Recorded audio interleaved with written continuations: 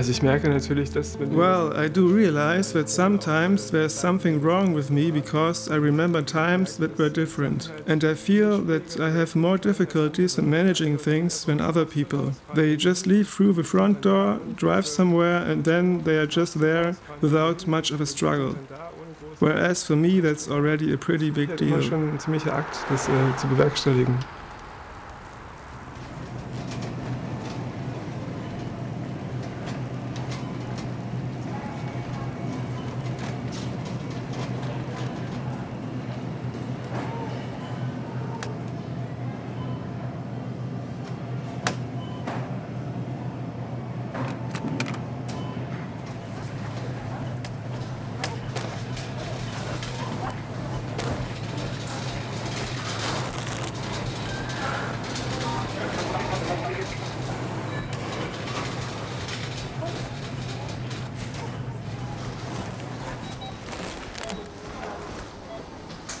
Wenn ich an der Kasse stehe, When I am waiting at the checkout and bought some stuff, I am caught in a situation I'm kind of forced to accomplish.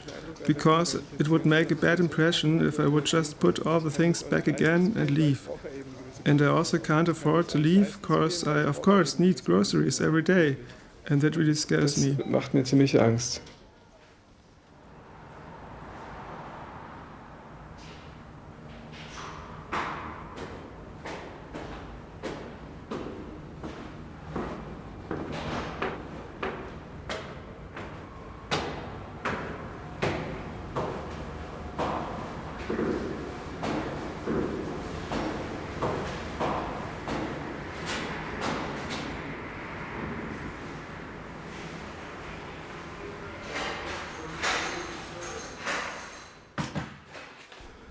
Agoraphobie ist eine Art von Agoraphobia is Angststörung. some kind of an anxiety disorder. The fear of being at strange and unknown places until you won't even dare anymore to leave the house. I also have to carry a bunch of things with me in my backpack. Stuff that one actually doesn't need, but I still take with me because I feel safer then. Like extra clothes, for example, or sweets, corn bars, something to drink. And for me, that's my agoraphobia. Ich meine Agoraphobie eben.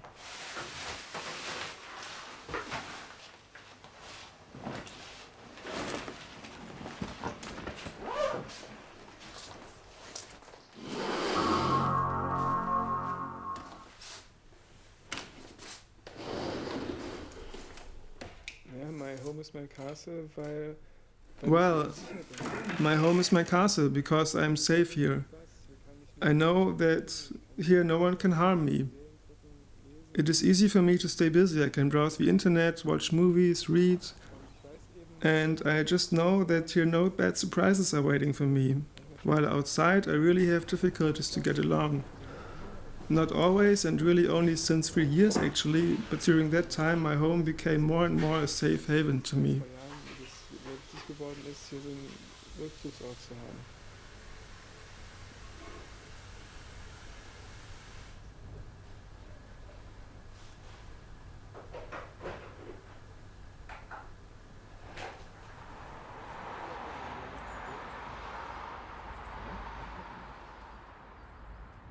Es gibt ja nicht so viele Freunde. Well, there are not that many friends because meeting them is not that much fun anymore when you always need half an hour figuring out how to get there, what to pack and take with you and so on. and you are totally inflexible. There's also stuff I have to turn off and check before, and that is just an endless number of things. For example, the heater, the door of the balcony, the computer. But the worst are those infinite loops. It's not enough to check once, but I always check 3, 4, multiple times, and finally I'm not sure about anything anymore. At some point it starts to really turn into some sort of situation comedy. Situationskomik hat.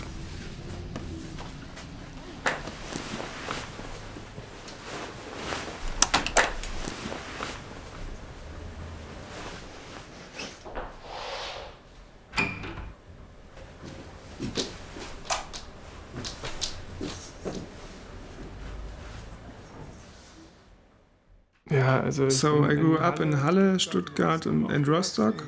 Rostock really plays an important role to me because I firstly made a lot of friends here. I also became more confident because of the educational style of my father. Well, it was a bit hard to get used to it because during my time in Stuttgart with my mother, I wasn't challenged at all, and those 7 years were really important years from the age of 9 until the age of 16. And please excuse me, but they were pretty shit. If I would have grown up within an intact family where the parents respect each other and there is protection and shelter and a lot of basic trust, I guess I'd not struggle through life that much now. But it's not like that.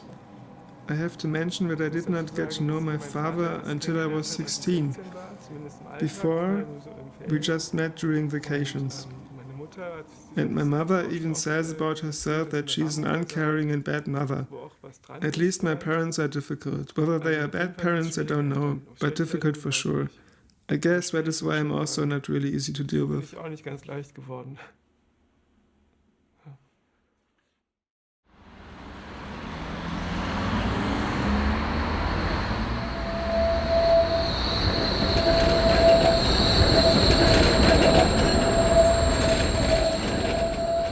The Hermannstraße in Berlin is a really scary place to me. The reason for that is actually pretty simple. I once was there and couldn't get away. Back then there was just a bus I didn't know where to look for because the subway was unexpectedly closed, and I did not really feel comfortable in that particular area too. That's why I became weak-kneed how to get back home again. Because I'm also aware that once I step into the bus or train, I still need about half an hour to get there, even though I'm desperate to be there right now.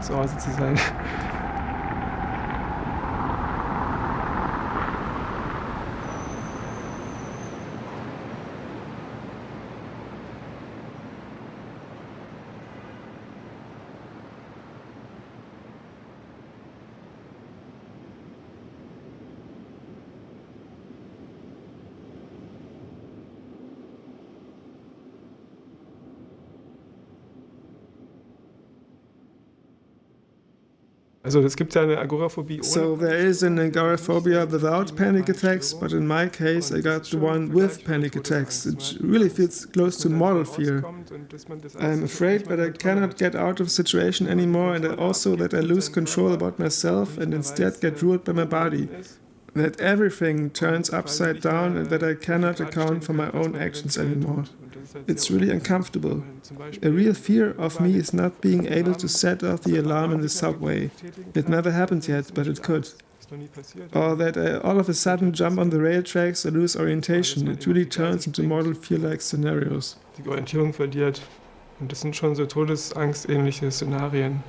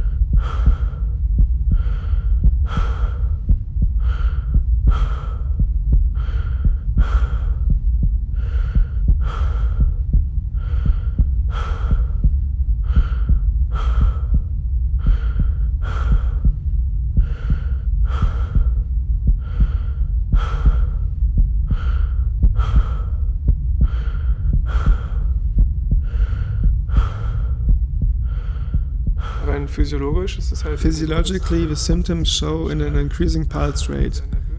Also in becoming very nervous. The heart beats faster, sweating increases. Aside from that, I got some basic strategies to get my mind off the fear. For example, with chewing gums or candy, also corn bars or using my MP3 player, something to read. That's all really helpful, especially chewing gums, because chewing itself, the motoric movements of your jaw has a calming effect. Wirkt beruhigend. Nächste Station, Friedrichstraße. Übergang zu den S-Bahn-Linien 5, 7, 75 zur U-Bahn-Linie 6. Vorletztes Jahr habe ich mir ein Bahnticket gekauft an Weihnachten und habe mich nicht getraut zu fahren und bin an Weihnachten halt in Berlin geblieben. Das ging mir genauso übrigens. Ja. Ich muss nach Rostock fahren und habe es auch nicht geschafft und bin auch alleine zu Hause geblieben. Voll schlimm. Erstens war es voll, es kostet 120 € das Ticket hin zurück, das habe ich halt dann weggeschmissen und das war also richtig krass und es ist halt schon echt voll die Niederlage. Wenn du drin sitzt, kannst du ja nicht mehr raus. Das wusste ich ja auch. Und dann ist es vielleicht die ersten 5 Minuten nochmal richtig krass und dann geht es ja meistens relativ schnell wieder. Also zumindest meine Erfahrung, dass es meistens dann doch schnell geht. Oder du hast zwischendurch vielleicht nochmal, wenn du dann realisierst, oh jetzt scheiße, ich bin schon 300 Kilometer weit von zu Hause weg, so, dass du dann nochmal merkst, so, boom, dass es losgeht. Aber das ist so absurd, wie schwer das ist, einfach reinzugehen in die Situation, in die Bahn zu steigen und zu sagen, ich fahre da jetzt wirklich hin. Also mir ging es so jetzt im August, da wollte ich meinen Vater in Hamburg besuchen. Habe extra die schnellste Strecke rausgesucht, im ICE, 90 Minuten oder so dauert ja nur.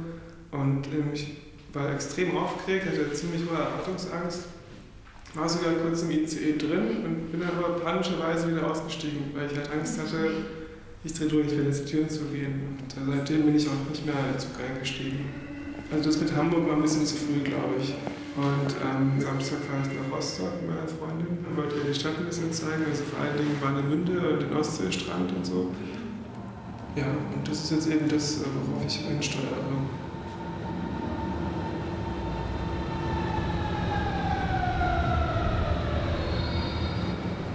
Also ich kenne Anna schon seit I know Anna for about 4 to 5 years. We got into a relationship for 1 or 2 years. She also helped me to achieve quite a few milestones. For example, visiting concerts, what I really couldn't do on my own for a very long time. This year I went to a festival, what was a really extreme thing for me to do, because until they let you inside we had to wait an hour or even more. In the end it was of course a great feeling to be inside, even though on the other hand you could think, oh my god, I'm trapped and cannot escape. We also left the festival pretty soon. But the journey is the destination, and the journey was accomplished. In this sense, it was a complete success. But also, aside from the agoraphobia, Anna is just wonderful. As a girlfriend, as partner, as everything. Als Partner, als alles.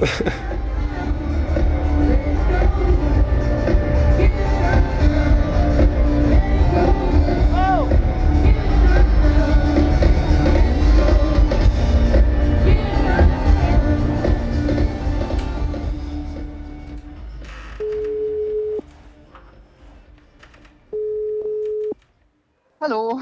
Hi, ich bin's. Ich wollte nur ganz kurz nochmal stören. Und zwar, wir fahren ja morgen früh gleich nach Rostock und wollte fragen, ob wir uns dann eine halbe Stunde vorher treffen wollen. Genau, ich könnte doch mit dem Fahrrad zu dir kommen. Können wir uns auf dem Weg noch einen Kaffee holen. Genau. Ich freue mich schon ganz doll. Ja, ich freue mich auch, dass du vorbeikommst. Dann habe ich klasse. etwas mehr Ja. Elan vielleicht. Ja, schön, dann müssen wir uns ein bisschen was zu lesen mitnehmen. Genau. Also es wird wahrscheinlich ein bisschen kälter sein als hier, wegen der Ostseewindgeschichte Ja, und so. nehmen wir einen Drachen mit, ne? Ja, bin schon ein bisschen aufgeregt, ehrlich gesagt. Habe jetzt auch gerade ein bisschen gepackt schon. Glaube ich. Ich auch. Ach, das Meer ist so toll. Sehen wir zum ersten Mal zusammen. Ja, So schön. ganz genau. Ja, super. Dann wissen wir ja Bescheid und dann bis morgen um 6 dann bei mir. Ja, bis dann. Sehr dann. schön, ich freue mich. Mach's Ich mich gut. auch. Bis dann. Ja, Tschüss. Tschüss.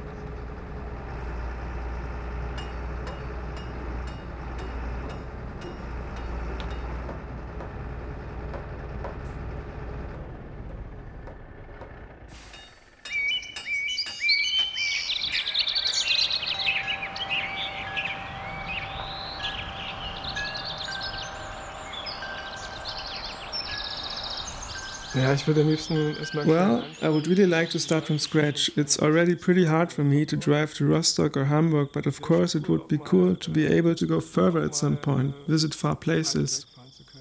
Well, that would be more than cool. Also mehr als cool.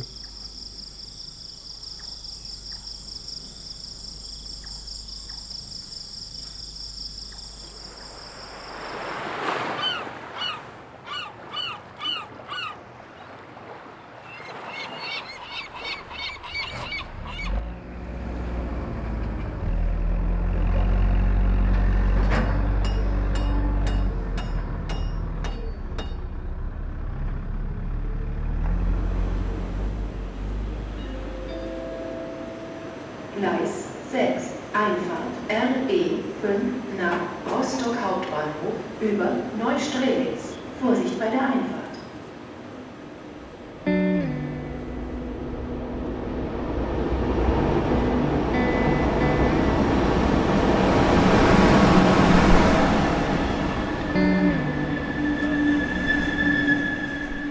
Ja, ist scheiße, ich weiß. Ich war schon um 9 im Bett, wollte eigentlich noch früher ins Bett gehen, ging aber nicht und ja, mich gewälzt und so weiter.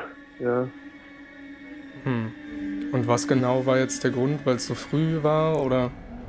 Also mehrere Sachen. Einmal, dass es so früh war, dass ich nicht geschlafen habe, dass die Möglichkeit bestünde, meinen Vater über den Weg zu laufen. Und das Allerschlimmste eben halt die Angst vom Kontrollverlust. Also, dass wir im Zug sitzen und das fährt ja 2,5 Stunden, dass dann irgendwas passiert. Das ist sehr irrational, also das kann man gar nicht erklären. Aber diese Gedanken oder diese Befürchtungen fühlen sich halt real an, auch wenn es irrational ist. Ja, das tut mir natürlich leid.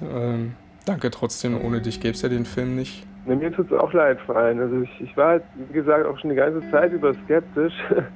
Aber dann irgendwie dachte ich, naja, wird schon klappen und jetzt aber eben doch nicht, ja.